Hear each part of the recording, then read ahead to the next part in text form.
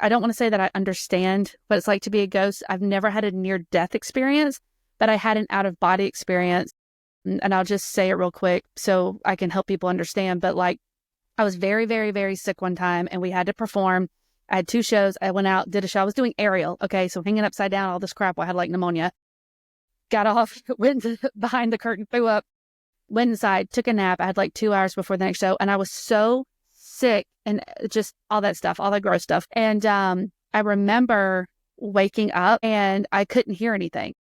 And I was looking around and I was like, why am I so close to the ceiling? And I turned around and looked behind me and I was about 3 or 4 feet above my body. And my ex-husband had me by the shoulders and was shaking me, like standing up, shaking me and screaming my name. I could see his mouth moving. And the first thing I thought was like, that's not me.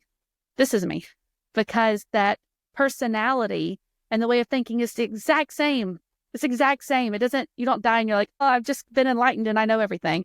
And then I was like, I better go back in. And I was, of course, pulled stomach down, which we'll get into, silver cord and all that one day. But when I got back in, of course, it was awful because I was like, God, I forgot I'm sick and I have a headache and I feel horrible.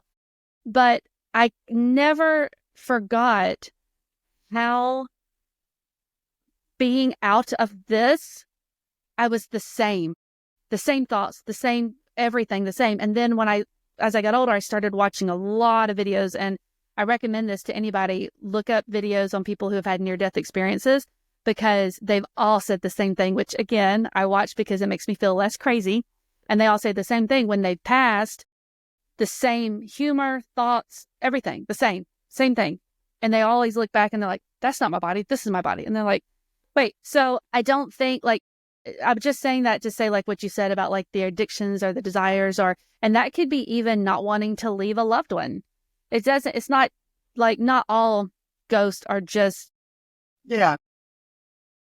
addicts or whatever. Like if there's anything in this plane that you aren't ready to turn around from and go into the light, it's going to keep you here. And again, you have free will to stay here. But I do, if we have a second, I just want to talk about the difference between what I call a ghost and a spirit. Oh, yeah.